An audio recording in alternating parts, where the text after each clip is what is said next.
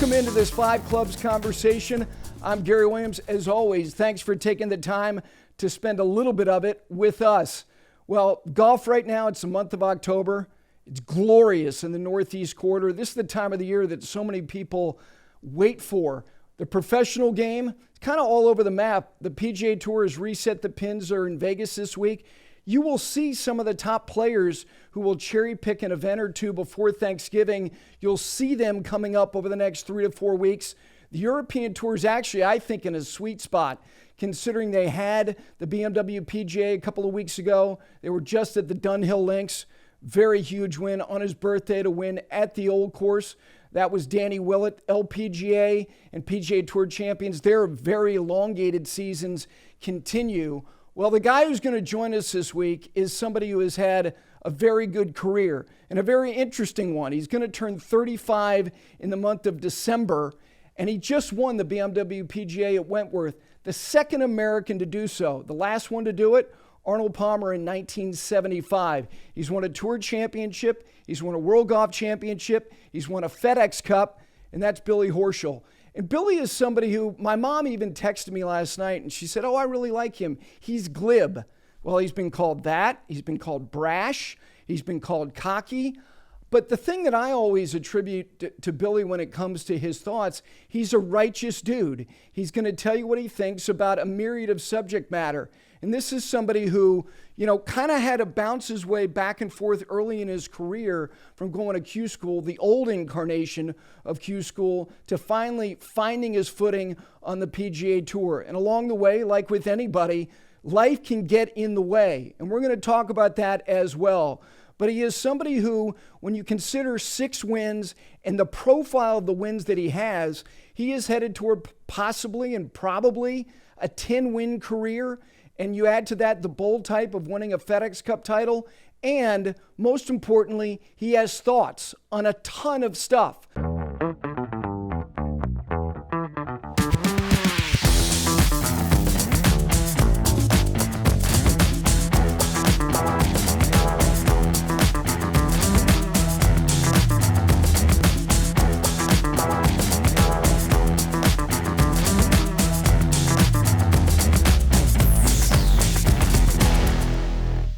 Billy, how you doing, buddy? I'm doing good, Gary. How about you, buddy? I'm doing great. It's good to see you. I know you're in Gainesville. You've been all over the place. Let's start with where you were just last, because I think it signifies something. You're going to be 35 in December. I think we all kind of reprioritize things in life. For you to take your dad to the Old Course to play in a great event at the Dunhill Links, when did that kind of start to germinate in your mind that you wanted to do that? I'm not sure if it actually germinated in my mind first. I think it came into my team's mind. We playing well earlier this year in the WC events and being high in the race to Dubai, sort of change up our schedule on the European Tour. Became a possibility that we're going to be playing in Dubai in November. I needed to fulfill my European membership requirements. And then we had to pick out 1 or 2 other events that we needed to play in to fulfill those requirements. And one of my team members, Mark Horton-Hortsey, said, hey, we should play Dunhill due to the fact that it's a bigger purse, but there's more points there awarded. And I was like, well, that's when my dad's 7th birthday is. I'm sort of surprised, playing this surprise trip with him and about 14 other guys. And he goes, well, see if you can bring your dad over and play with them. And I was like, okay, I'll ask. And, Dunhill and Johan Rupert were very nice to allow my dad to play with me. And it was a fun week. It was awesome for him to be able to play those great golf courses. St. Andrews, the home of golf, was unbelievable. So it was just a really fun week of golf that, all got started in late July and came to fruition last week. I've known that you've always had a special relationship with your father. Do you find yourself still learning things from him? And if so, what more recently? Yeah, my dad's been great. He's the reason I play golf. He's the reason I am who I am. My parents are a big influence in my life. I think what I'm learning from my dad is that I've always seen my dad growing up as this hard individual that is so work driven, and he does have a good time. But as he's gotten older, I've seen a softer side of him that I probably didn't get to see when I was a younger kid. And I think that's allowed me to be a little bit easier on myself, be a little bit more understanding of things in life and of people around me. And it's just been, even at 30, almost 35, and he turned 70, I'm still learning from him, and I'll still learn from him till he leaves this place. You mentioned the race to Dubai, and you're set up to pull this thing off. And in large measure, by you going over and winning the BMW PGA, the second American to do so. Palmer did it in 1975. When you went over there in 2019, you played well. And clearly, the event, the entire experience left an impact on you. I think winning outside of your own borders is a big, big deal. I think it's significant. It's bold type at the end of a career. Have you had a moment to reflect on how significant winning that event at that place was for you? Yeah, I have. It's amazing. I've told people that, and you hear players talk about when you win, you should enjoy it. You should really take it in and understand what you just accomplished. And sometimes, and not sometimes, every time I've won, I've never really sat back and been like, wow, this is unbelievable, and be on cloud nine and sort of really take it all in and fully understood what you just did. I've always gone on, okay, what's next? What's the next tournament to win? Let's get ready for the next tournament. But there was something about winning the BMW PGA, playing at Wentworth, finally getting a win outside the United States, that for 2 weeks until I left to go back over there to play Dunhill, I was on cloud nine. I was trying to wrap my head about what I had just accomplished. And people would have thought I would have been like that with the FedEx Cup, but I was 20, I think 26 or 27 when I won the FedEx Cup. I was still young. I was still, maybe a little bit naive and understanding, how professional golf works. But now being at almost 35 years old, you sort of realize, the wins, are few and far between for some of us, or pretty much all of us, except for a handful of players. But that win really was the first one where I sat back, and for days I just had this big, massive smile on my face, and I was trying to just, take it all in and try to fully understand what I just accomplished. You mentioned the equivalency of that to a player's, and that's fair. A flagship event, a star-studded field, the gravity and the weight of doing it adds pressure. Give people a sense of what's the difference in the texture of an event like that to a big event in the United States? I don't think there is much difference. I said it in 2019, and I said it again a month ago. That event can rival any event on the PGA Tour schedule. The support they get from the fans, I mean, it's 25,000 people strong, and it's 25,000 people strong starting on Tuesday. They love coming out and supporting that event that's been there since the 1950s. It's a star-packed field. I think it's going to even get better. I think you're going to start hopefully seeing maybe some of my fellow players on the PGA Tour start going over there a little bit more. But that can rival any event on the PGA Tour, and I truly meant it when I said it. It's right there with the Players Championship. It means a lot to European Tour players if they win it, and it means a lot to the European Tour to hold an event and put it on a first class way. I mean, the PGA Tour, the Players Championship is considered a gold standard.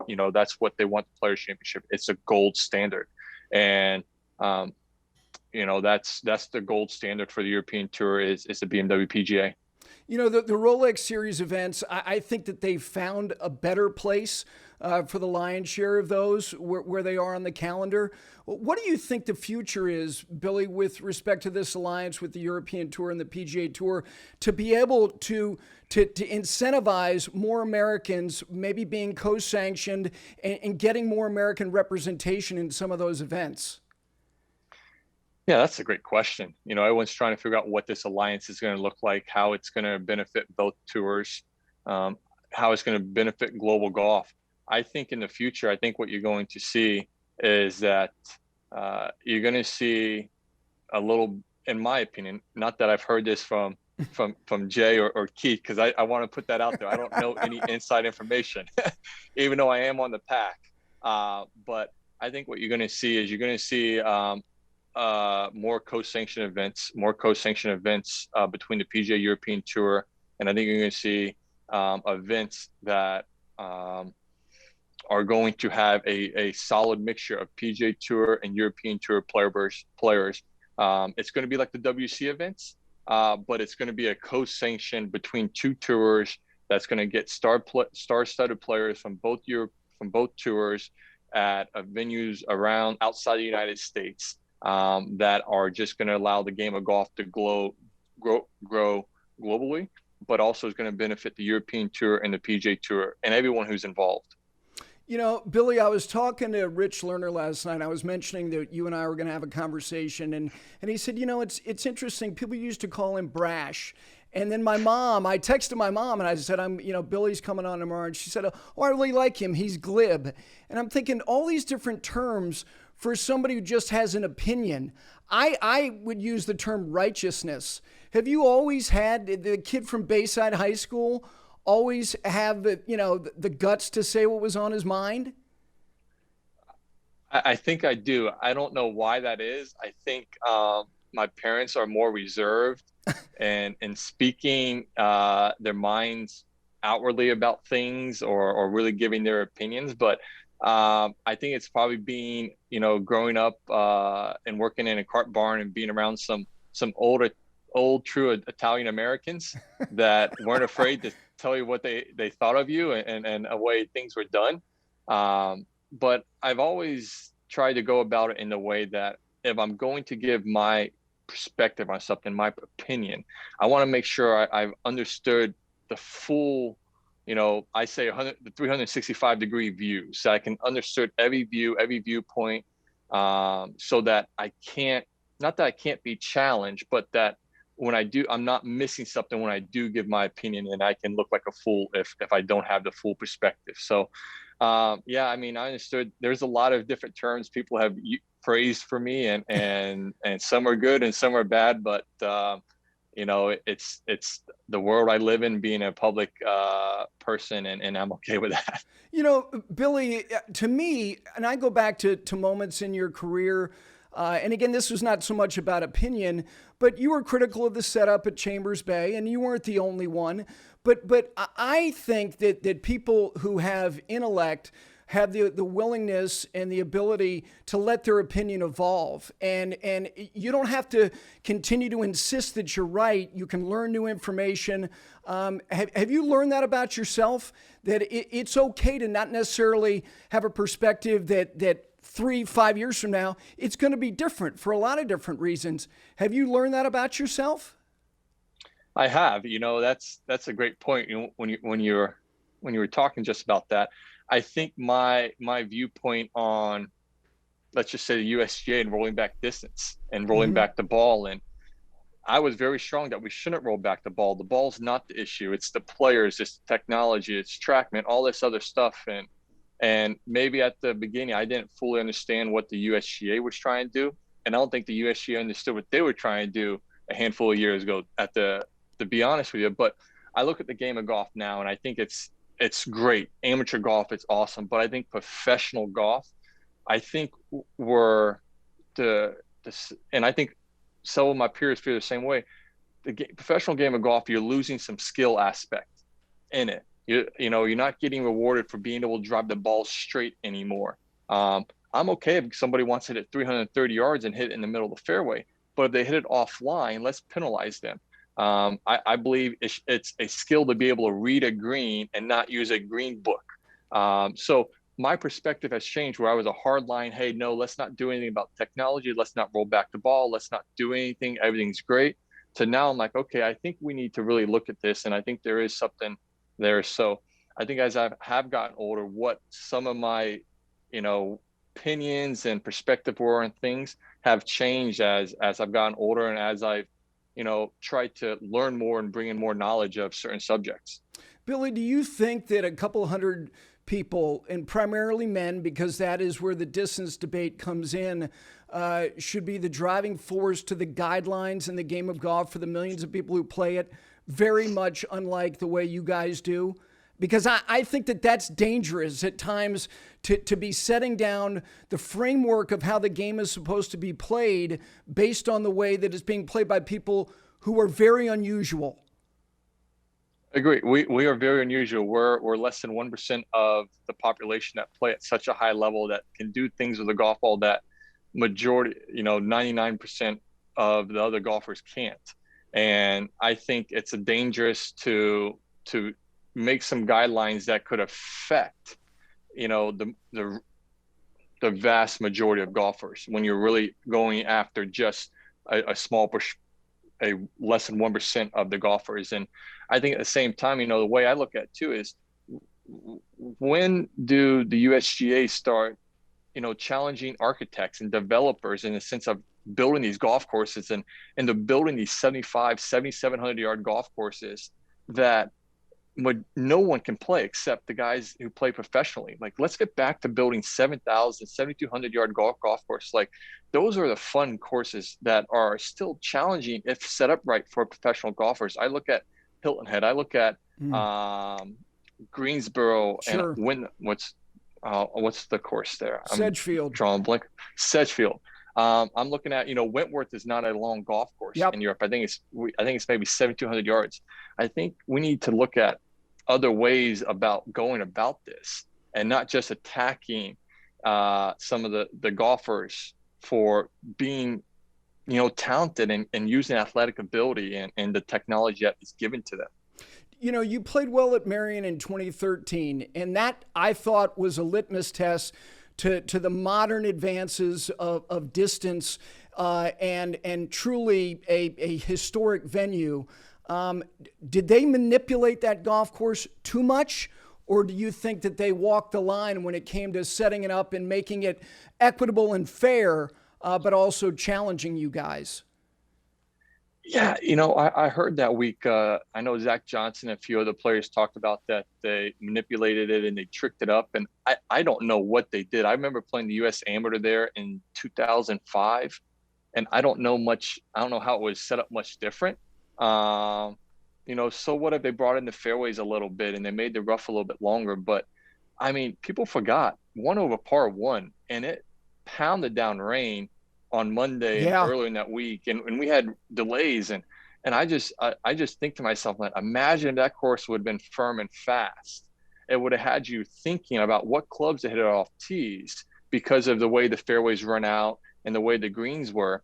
It could have been a 5, 6, 7 over par winning score on a less than 7,000, 7,100 yard course, and I don't think it would have been tricked up, in my opinion, at all. I don't know when people say something's tricked up, what they're fully getting at, if they're not going to use an explanation to it. But I thought it was a great setup that was fair and challenging. And you got a great winner in Justin Rose, and you had Phil Mickelson up there, Luke Donald, who was a top 10 player in the world. You had Jason Day, who was a rising star, who had just won the Byron Nelson, I think, the year earlier. So you had a great list of contenders up there that were top players in the game. Yeah, Hunter Mahan was also right there. He was a top player at that time as well. I thought it was a good mix of style at the top of the leaderboard. You mentioned the softness of it. To me, moisture is like chum for you guys. I want to see a golf course firm, fast. Like, I would love to see Augusta National crispy come April, to see you guys in the challenge of the precision of where to miss it and hitting it to the right quadrants on those greens. Is Augusta National at its best the rare times that you get to see it when it's bouncy? Yeah, I saw it this year. Thursday afternoon, I teed off late. It was dry. It was windy. And, I mean, it was a challenge. It was a true challenge. And I'm not sure I can't remember, we got rain maybe that night or moisture, but I came out next morning, the greens were a little bit softer and it never got that firm fast for the guys in the afternoon. And I just felt like Saturday, Sunday never quite got there. It's funny. There's that challenge. I'm the same thing. I want to see a course firm, fast. It makes you think about where to land the ball in the green when the green's firm. Do I lane it 5 paces short? Do I lane it 10 paces short? You got to control the trajectory and spin into the green. It just brings more factors into the game when you're choosing a shot. Several players and I have talked about this. I'm not saying this is a bad thing, but some of these moisture meters that they go around, checking the moisture of greens, I think that's obviously been a benefit to the game of golf. But I also think it's been not a deterrent, but it has hurt in sense of they're going off some moisture readings to say, hey, this green's a little dry, let's water it, and then it get it too soft. And I know there's many other factors with humidity and what it's supposed to do during the day, if it's going to be high humidity, less humidity, wind and everything. But, it just seems like sometimes they're always too afraid to lose the golf course. And I don't think we have lost a golf course over the last handful of years, besides maybe a Shinnecock, and that's the USGA again. Right. But I think everyone's so afraid to get a course too firm and too fast and too bouncy. And we haven't had that happen in a handful of years that I can remember. You mentioned the USGA, but you've always been an advocate. You've been supportive of the organization, and particularly at a time where, they've kind of had their gloves down and people have taken shots at them over the last 10 years. Who does get it the most right on an annual basis when it comes to the setup of a championship golf course? That's tough. That's really tough. I think they all do a really good job in different ways. I think when it came to USGA, I think a lot of guys were just upset with was just the pin locations. I talked to Jason Gore when he came on as his new role with the USGA. I can't remember what his exact title it is, but one thing he wanted to get across to the USGA was that, listen, this pin right here is a dicey pin. If the wind comes from a different direction, or the greens get a little firmer or faster than you guys anticipate, this could be dicey. If you move it 1 or 2 paces over here, this is still a really good pin placement, but it protects you guys from looking like idiots if the greens dry out or the wind gets a little too picks up and blows a certain direction. I think Kerry Hagan, PGA of America, do a pretty good job. Mm-hmm. I think our PGA Tour rules officials do a really good job week in and week out. Obviously, they are fortunate that they get to do it 47 weeks out of the year. So, right. And we get to play a lot of this. We get to play all the same courses every year, so they understand, what needs to be done. But that's why I think for the tour player, we've always tried to push these organizations to use our rules officials and use our setup guys for help, and don't think that by asking for help that means that you guys aren't able to do it. It's just, hey, when you have someone who's experienced and they get to do it 40 plus 50 weeks out of the year, they're going to have a little bit more knowledge of certain pin locations, conditions, setup, everything. They're just going to have a little more knowledge. When you think about these organizations, and that they seem to have, I think that they have everybody's best interest at heart. And sometimes, there can be situations that, again, not executed properly.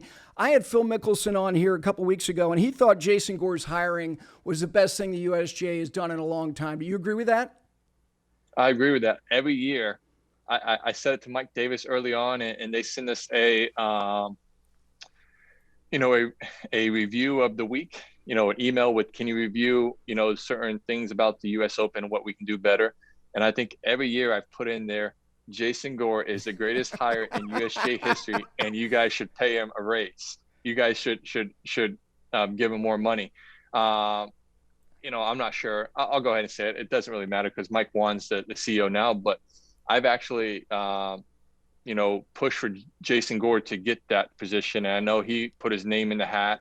I wrote a letter of support for Jason Gore because I thought he would be ideal for it. Obviously, there's more of a business side to USGA Sure. when you're CEO, but I thought there's certain things that Jason Gore could bring that could really help the USGA. And he's such a great guy, and he's been such a great friend of mine. He gave me some great advice early on when I turned pro, right when I came out of college. And I think the world of him, and he's been, I echo Phil's comments. He's the best thing that's happened to USGA in years.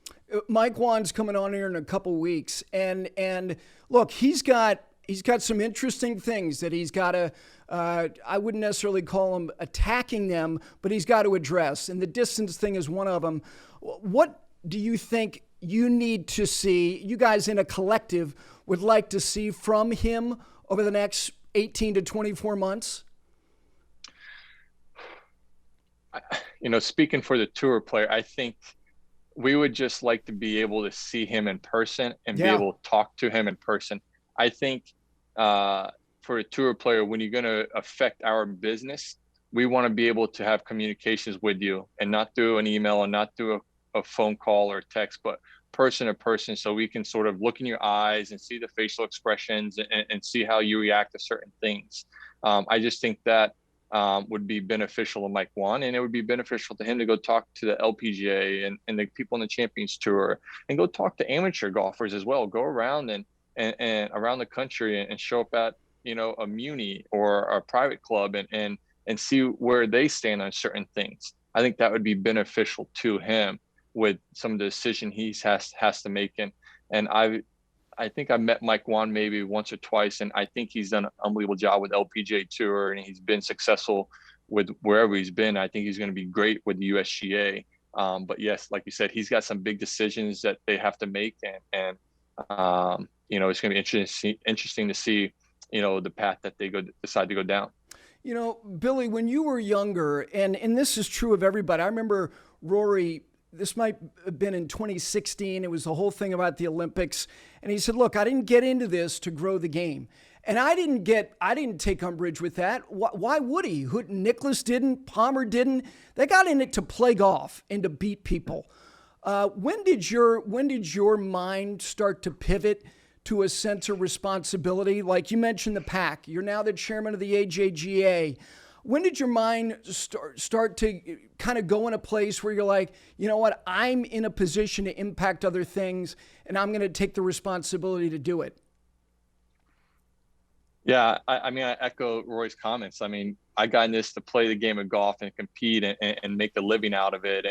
And obviously there was that charity aspect to give back, because that's what a lot of guys did. Hold foundations, hold charity events, give back to, something that is near and dear to your heart. But, to think about being role models and giving back to the game, I would say, probably about 6 years ago. When my wife and I had always talked about holding an AJGA event, around 2014, 2015. And then when the AJGA finally approached us, and that we were sort of at that point, like, hey, this is what we want to do. We want to hold an event where players can showcase their skill, hopefully get scholarships. We can teach them or hopefully give them some advice of what to expect in college and in life.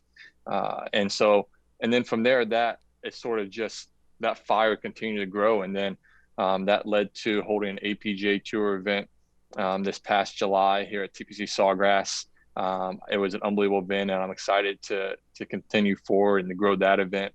But I've always understood that the game of golf, like all of us who's played it, is so great. And it doesn't mean you have to play professionally to be successful. This game can open up so many doors in life, and it can, people you meet, you just never know how that can influence and affect your life. And so I've seen it, and that's what I try to get across to all these kids is be respectful. You just never know who you can meet on a golf course or maybe off a golf course just because you're wearing golf clothes and they say something that they could have an effect in your life in such a positive change. And the game of golf, like I said, is so great. So that's what we try to really get across to, everyone when we're trying to give back a little bit.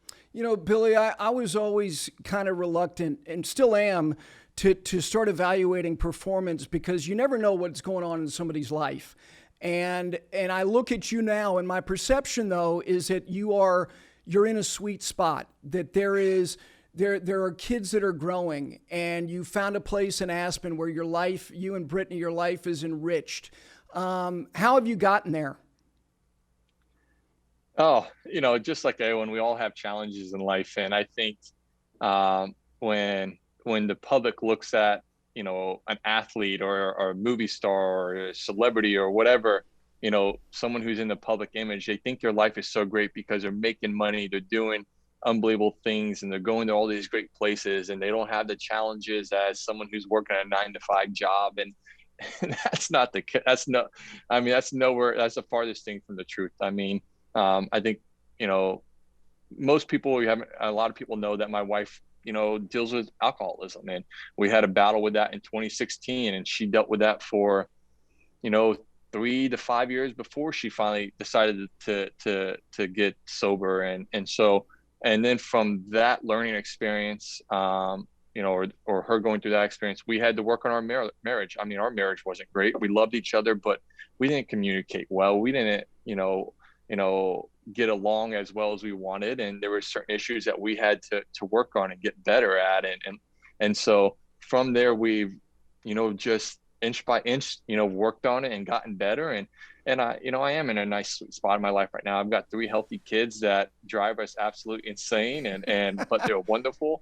I've got a wife who is an absolute rock star that allows me to focus on my game of golf and practice and do all the crazy things that, come up in my head. And I don't know how I find time. I mean, as you said, things I'm involved in, and helping out the University of Florida men's golf team and all this other stuff that keeps coming up.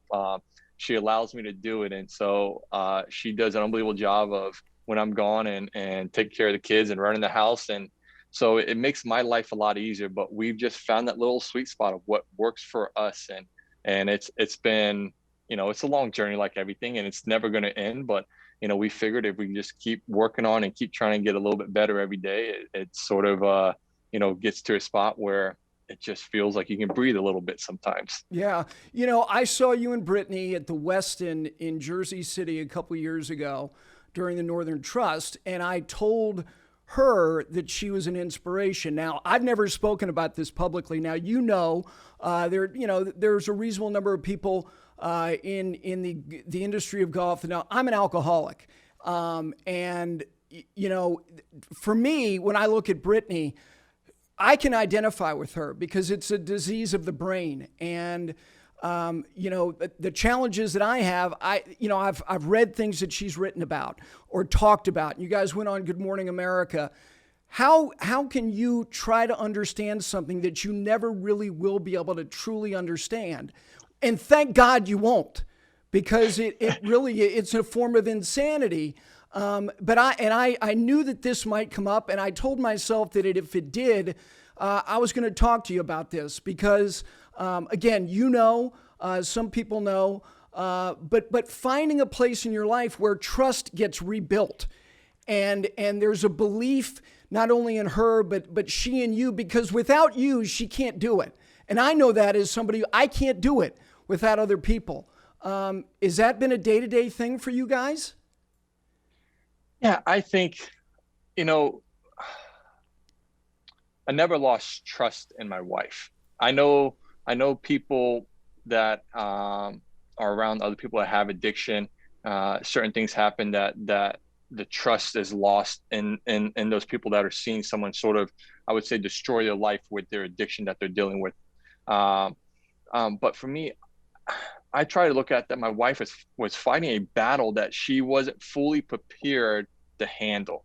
She wasn't fully equipped to deal with the challenges that she was dealt with. And I knew that she had to get the right equipment, the right materials, the right tools, the right golf clubs, whatever metaphor you want to use to be able to fight this battle. But I knew truly down, I knew in my heart who she truly was. And so I just wanted to be by her side to give her the help and to give her, the love and support she needed to fight this battle. And I was fortunate enough that, she asked for help right away, or she was willing to get help when we brought it to her. Yep. And she hasn't had a relapse in 5.5 years, and she's doing really well.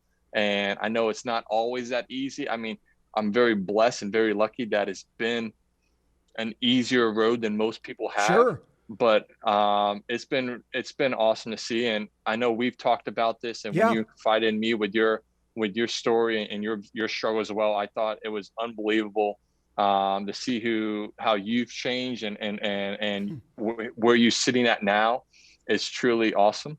And I think it's, one thing we've tried to do, and she does it, obviously sharing her stuff on social media, with sobriety and addiction and what people think, the way, society sees things, just trying to change their mind and change their views on having drinks or the addiction side of it, or how Sure. you support somebody and everything has been unbelievable. But just trying to help one person is what the ultimate goal was. And we've been able to help more people, just by being public and sharing certain things. And it's amazing to see. Like I said, I mean, I got chills because I know you haven't talked about publicly, but for you to Never. mention that, I got chills when you said that, because I know that's a big challenge.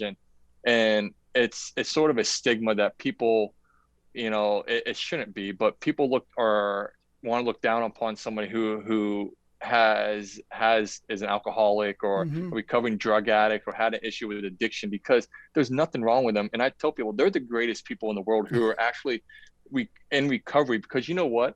They're able to admit their weaknesses and their faults as a person, and they're okay with that.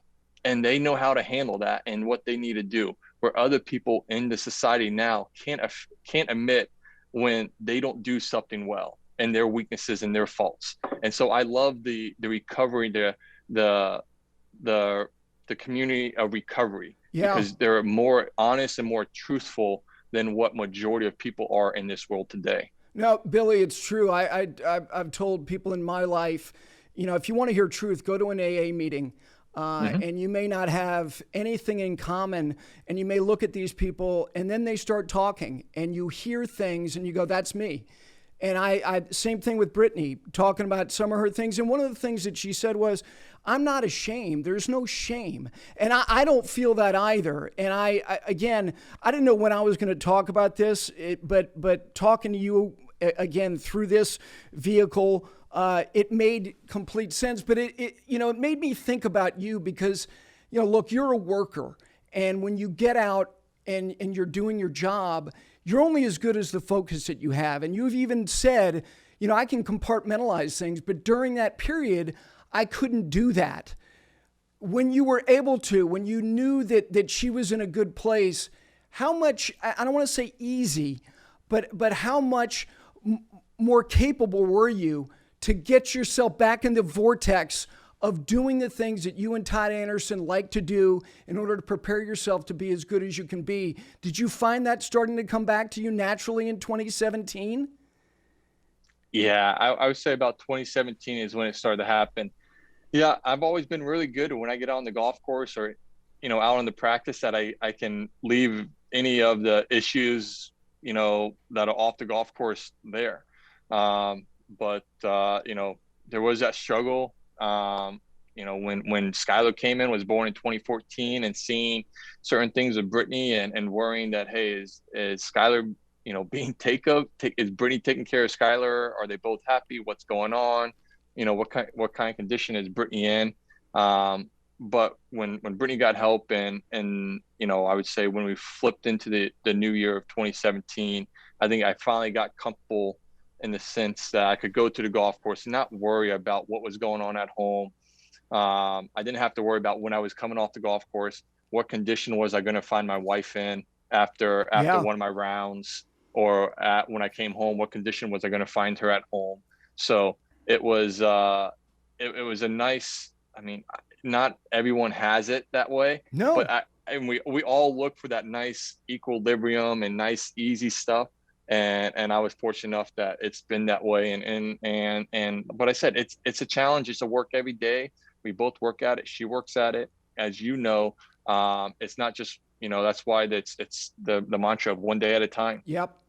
Yeah, I've had friends who say, how have you thought about, the idea of not drinking for the rest of your life? And I said, I if I thought that way, I would have no chance. I'm focused on today, but again, and I'll leave it with this. Look, I'm lucky. I've got the support of a great family, a great group of people that I'm working with now. I'm only as healthy as the love and support that I'm getting from the people that mean the most to me. That there is an unconditional aspect of it, and I'm sure you see that in her, from the people in her life. Again, what you do, you're the only one who can swing the club. But if you don't have a team around you that believes in you, that supports you, and it's the same thing with her. There's no way that she would be able to achieve the things that she's doing.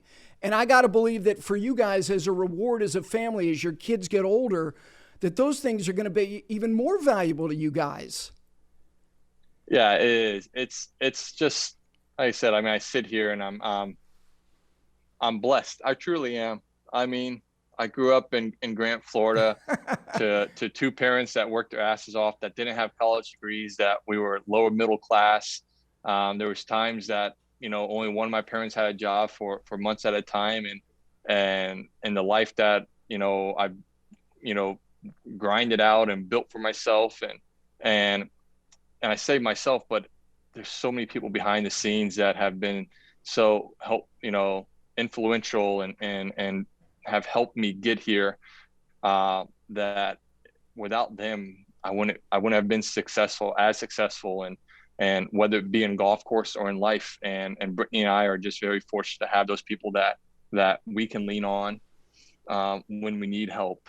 They can give us direction. They can give us, advice. And so we just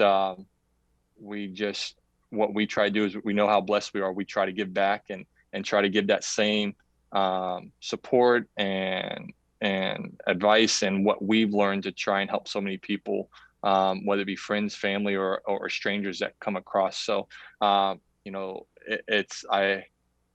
don't know what the future holds for us, but I know together, the way we are now and the way we work, if we continue to do that, we're going to accomplish, many things on and off the golf course that I don't think we could have ever imagined. No, and I think that, again, gratitude is at the forefront, I know, for you and for her. Looking ahead to this year, look, I know you were disappointed with the Ryder Cup thing, and I know that you don't think you were shunned. I know you wanted the call at minimum, but when you look ahead to this year, how do you goal set? That's so funny, because I think I'm not one that write down goals. I'm not one that, verbalizes my goals about, hey, I want to win this, I want to do this. I mean, we have a couple goals, and usually the number one goal every year is to get to the Tour Championship. To get to the Tour Championship, you've had a really good year. You've either had to win at least once, or you've had multiple times where you've had chances to win. I just think that makes it a great year on the PGA Tour. I think the goals we set are more or less, I don't want to say, I say they're performance goals. Like, winning tournaments is like a results goal. Yep. Performance goals like, what are we trying to get better at in our game? What are we trying to get better at, maybe physically, mentally? And so those are the goals we set. And then, we take stock of where we are, maybe 3, 6, 9 months, into that year, to see if we have to make any tweaks to, how we're going to, accomplish those performance goals. So, this new year, I'm excited about, because a lot of the stuff we've been doing behind the scenes that people don't see is starting to sort of show this year. I've won 2 really big events, and that's been awesome. I've got Mark Fulcher, Fooch, who caddied for Justin Rose for so many years, on my bag now. And he's been just that sort of last little puzzle piece we all feel like on the team that we've been missing a little bit. And now we feel like we've got a really nice cohesive team that's working together, that isn't afraid to share their opinions and speak up if we're not doing anything right, to be successful going forward. Because as I've told, my friends and family and some people, like, listen, we can play golf. I can play golf till I'm 65 on the Champions Tour and do it. But I would love to play 10 more really successful years and then decide what I want to do. I mean, I want to be really successful the next 10 years. And if I decide to hang up the clubs and be a Justin Leonard and enjoy time with my family in Aspen or in Ponte Vedra or wherever we want to be, that's what I want to do. You know, Billy, when you look at the presentation of your product, it's a new TV contract, new digital rights deal. You're aware of what's going on. You pay attention. Is the presentation of the PGA Tour product really good, excellent, or what are the things that you wish that they would impart upon the production and the presentation of what you guys do that would be different? Yeah, I think they do a really good job. I think certain networks do it a little bit better.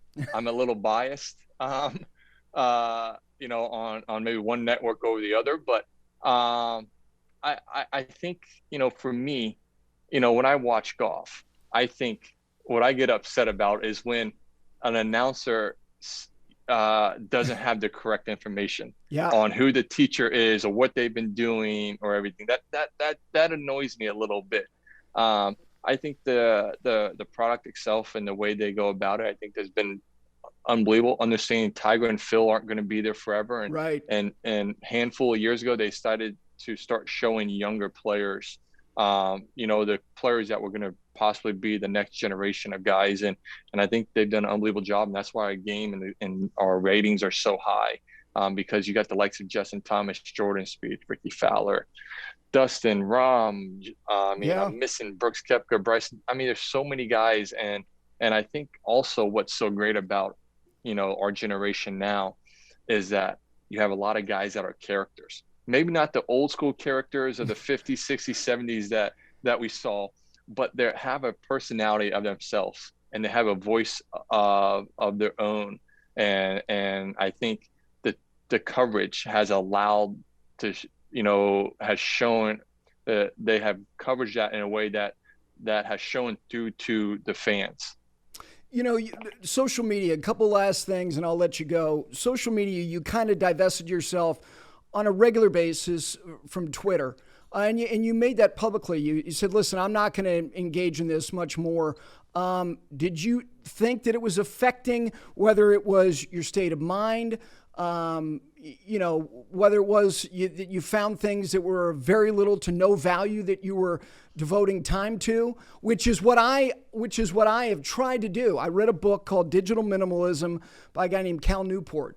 And he said, strip all that stuff off your phone. I'm not telling you to become an Amish person, but over the next 30 days, find out what is of value to you. And you're going to find out that there are a lot of things you're devoting time to that have no value to your life. How did you come to the conclusion that Twitter was just not a waste of time, but not as valuable as maybe you had given it prior? Yeah, I think you're right. The value of Twitter wasn't there for me anymore. Just regularly, routinely checking it, updating it, sitting on the couch. My kids are around, they watch TV, wanting to play. I'm not really want to do because I'm like, okay, let's see what someone else is saying. Let's see what someone else, and it may not have anything about golf. It's just what's going on in the world. To tell you the truth, I got off Twitter because I got sick and tired of reading things from idiots, and not about me, but just people's dumb opinions on life that didn't have a great perspective or didn't look at it in a bigger sense. They looked at it in a very small little window and they gave their opinion on something. I just got sick and tired of reading these things from idiots. And obviously I'm being blunt on it, but that's what it was. And it was affecting me because I was getting upset reading these things. Yeah. And I was getting upset at myself. Like, why am I reading this dumb stuff? Like it's not doing anything. I'm not getting any knowledge from it.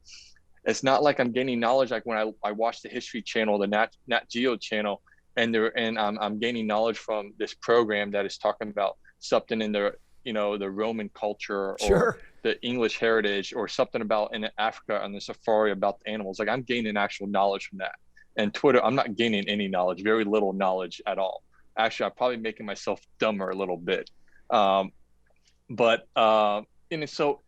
I said, I'm going to do a week without it. I think this was last August. And I went a week without it. I was like, hey, I don't miss it. And I said, let's do 2 weeks. And then I said, you know what? I'm handing it over to Morgan Reimer, who works with Fairway, my manager, Sherry Way at Fairway Management. I said, Morgan, you've got my account. I'm posting it to Twitter saying I'm not on it anymore. My team still runs it. They will work with me on certain posts and keep me in the loop. But I'm leaving Twitter, and it's the greatest thing ever. I mean, I still have Instagram. I still look at a lot of videos.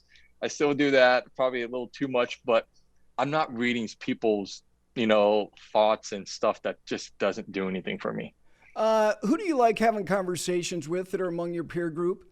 Whose company do you like to keep? I think I've always said this, and a lot of people, agree. People around me agree. I'm a very, very like chameleon. Like I can sort of, move in and out with many different groups and get along with many different people and ideas and perspectives and but I think Brant Snedeker is a very knowledgeable person. I've actually obviously always gotten along with Rory and Adam. But those two guys, I really love, when I get paired with them or I'm sitting at a lunch table with them because I love to hear how they think and how they are looking at things and get their perspective on things. So I think they just have a really great understanding and knowledge of golf and stuff outside the world.